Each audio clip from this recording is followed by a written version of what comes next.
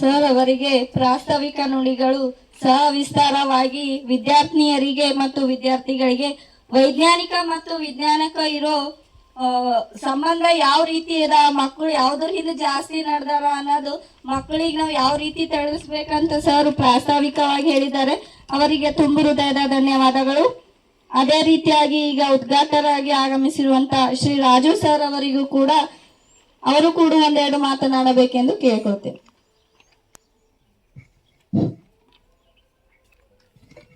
ಮೊದಲಿಗೆ ಶ್ರೀ ಸೇವಾಲಾಲ್ ಮತ್ತು ಸಂಜು ಮರನಾಗಲಿಂಗೇಶ್ವರ ದೇವಸ್ಥಾನ ಪಾದಗಳಿಗೆ ನಮಸ್ಕರಿಸುತ್ತಾ, ಇವತ್ತು ಗುಲ್ಬರ್ಗ ವಿಶ್ವವಿದ್ಯಾಲಯ ದೇವನಮ್ಮ ಪ್ರಿಯ ಕಲಾ ಮತ್ತು ವಾಣಿಜ್ಯ ಪದವಿ ಮಹಾವಿದ್ಯಾಲಯ ನಿಂಬರ್ಗ 2025-26ನೇ ಸಾಲಿನ ರಾಷ್ಟ್ರೀಯ ಸೇವಾ ಯೋಜನೆ ವಾರ್ಷಿಕ ಶಿಬಿರ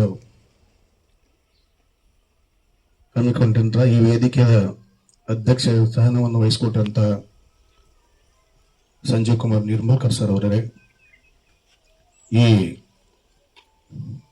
ಮಹಾವಿದ್ಯಾಲಯ ಪ್ರಿನ್ಸಿಪಾಲರಾಗಿರುವಂತ ಶಿವಕುಮಾರ್ ಸಿಂಘೆ ಸರ್ ಅವರೇ, ನಮ್ಮ ನಿಂಬರ್ಗ ಗ್ರಾಮದ ಹಿರಿಯರಾದಂತಹ ಶ್ಯಾಮರಾವ್ ಜಿಡ್ಗಿ ಅಣ್ಣವರೇ ಮತ್ತು ಸತೀಶ್ ರಾಠೋಡ್ ಅವರೇ, ಲತಾ ಮೇಡಮ್ ಅವರೇ ಮತ್ತು ವಿದ್ಯಾರ್ಥಿನಿಯರೇ, ಇವತ್ತು ವಿಶೇಷ ಏನಂದ್ರಪ್ಪ ಅಂದ್ರೆ ನಾವು ಸರ್ ಕಡೆಯಿಂದ ಪ್ರಥಮವಾಗಿ ನಮ್ಮ ತಾಂಡದಲ್ಲಿ ತಾವು ಈ ಶಿಬಿರವನ್ನು ಹಮ್ಮಿಕೊಂಡಿದ್ರಿ, ತಮಗೆ ಧನ್ಯವಾದ ಹೇಳುತ್ತಾ,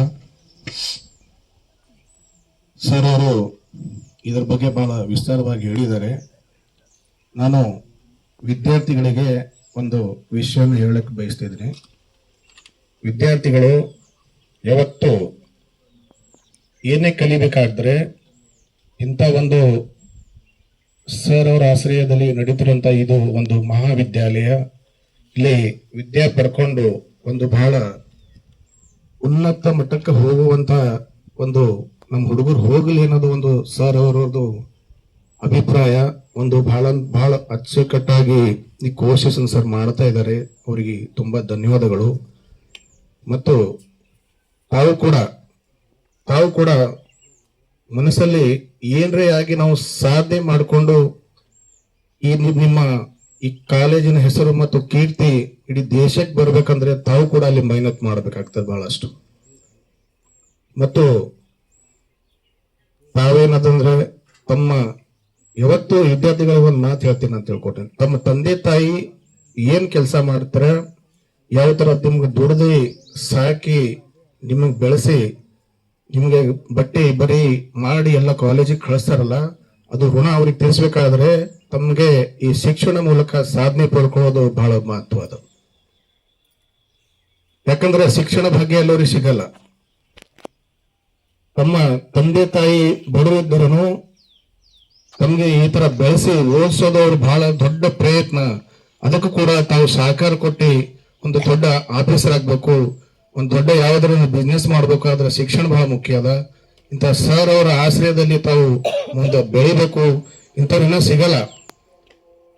ಈಗನು ಆಲ್ಮೋಸ್ಟ್ ಓದ್ತಾರು ಫ್ರೀ ಇದ್ದಂಗ, ಇಂಥ ಎಲ್ಲಿ ಬಿ ಸಿಗಲ್ಲ. ನೀವು ಲಕ್ಷ ಗಂಟ್ಲೆ ರೊಕ್ಕ ಖರ್ಚು ಮಾಡಿ ಅಲ್ಲಿ ನಾವು ಸಿಟಿಯಲ್ಲಿ ಹೋಗಿ ಓದ್ಬೇಕಂದ್ರೆ ಆಗಲ್ಲ. ಆದ್ರೆ ಇದೇ ನಾವು ಸಿಟಿಯಲ್ಲಿ ಓದ್ತಾ ಇದೀವಪ್ಪ ಅಂತ ತಿಳ್ಕೊಂಡು ತಮ್ಮ ತಂದೆ ತಾಯಿಯ ಒಂದು ನಮ್ಗೇನು ಕೆಲಸ ಮಾಡ್ತಾರೆ, ನಮ್ಮ ತಂದೆ ತಾಯಿ ಯಾತ್ರ ದುಡ್ದು ನಮ್ಗ ಇವತ್ತು ಬೆಳೆಸಿದಾರೆ ಅನ್ನೋದು ಒಂದು ಭಾವನೆ ಇಟ್ಕೊಂಡು ಓದಿದ್ರೆ ಮುಂದೆ ಚೆನ್ನಾಗಿ ಬೆಳಿತೀರಿ. ಚೆನ್ನಾಗಿ ಓದಿ ಒಂದು ದೊಡ್ಡ ಆಫೀಸರ್ ಆಗ್ಲಿ, ಒಂದು ದೊಡ್ಡ ಬಿಸ್ನೆಸ್ ಆಗ್ಲಿ ತಾವು ಮಾಡ್ತೀರಿ ಅಂತ ಹೇಳಿ ನಾನು ಭಾವಿಸ್ತೇನೆ. ಇವತ್ತು ಹಿಂದಿನ ಹಾದಿಗಳು ಇವತ್ತು ನಾವು ನೆನೆಸ್ಬೇಕು. ನಮ್ಮ ಮನೆಯ ಯಾವ ಪರಿಸ್ಥಿತಿ ಇದೆ, ನಮ್ಮನ್ನ ಹೆಂಗ್ ತಾಯಿ ತಂದೆ ಹೆಂಗ್ ಸಾಕ್ತಾ ಇದಾರೆ, ಅವ್ರು ಏನ್ ಕಷ್ಟ ಪಡ್ತಾರೆ, ಕೂಲಿನಲ್ಲಿ ಮಾಡಿ ನಮ್ಗೆ ಈ ತರ ಬೆಳೆಸ್ತಾರಪ್ಪ. ನಾವು ಕೂಡ ಅವರಿಗೆ ಮುಂದಿನ ಭವಿಷ್ಯದಲ್ಲಿ ನಾವು ಅವ್ರಿಗೆ ಈಗ ನಮ್ಗೆ ಅವ್ರು ಸಾಕ್ತಾ ಇದಾರೆ, ಮುಂದೆ ಅವ್ರಿಗೆ ನಾವು ಸಾಕುವಂತ ಆ ಮೆಟ್ಟಿಗೆ ನಾವು ಬೆಳಿಬೇಕು ಅನ್ನೋದು ನಿಮ್ಮಲ್ಲಿ ಭಾವನೆ ಇರಬೇಕು. ಅದು ಎಲ್ಲ ಮಕ್ಕಳಲ್ಲಿ ಬಹಳಷ್ಟು ಈಗ ಶಿಕ್ಷಣ ಬಹಳ ಮುಂದುವರೆದಿದೆ. ತಾವು ಕೂಡ ಕಲಿತಾರಂತ ಹೇಳಿ ನಾನು ತಮ್ಮಲ್ಲಿ ವಿನಂತಿಯನ್ನು ಮಾಡ್ಕೊತೇನೆ. ಇವತ್ತು ಸರ್ ಅವರು ಇಡೀ ನಿಂಬರ್ಗಕ್ಕೆ ಒಂದು ಬೇರೆ ನಿಂಬರ್ಗದಲ್ಲಿ ಬೇರೆ ವ್ಯವಸ್ಥೆ ಇರಲಿಲ್ಲ. ಈ ಸಲ ಸಿಟಿಯಲ್ಲಿ ಹೋಗ್ಬೇಕು, ಹೆಣ್ಮಕ್ಳು ಹೋಗ್ಬೇಕಂದ್ರೆ ಬಹಳ ತ್ರಾಸಿತ್ತು, ತೊಂದರೆ ಇತ್ತು. ಸರ್ ಅವರವರು ಮಹಾವಿದ್ಯಾಲಯ ನಿಂಬರ್ಗದಲ್ಲಿ ಪ್ರಾರಂಭ ಮಾಡಿ ತಮ್ಗೆಲ್ಲರೂ ಶಿಕ್ಷಣ ಕೊಡ್ತಾ ಇದ್ದಾರೆ. ಅವರಿಗೂ ಕೂಡ ನಾನು ಧನ್ಯವಾದ ಹೇಳ್ತಿದ್ದೀನಿ.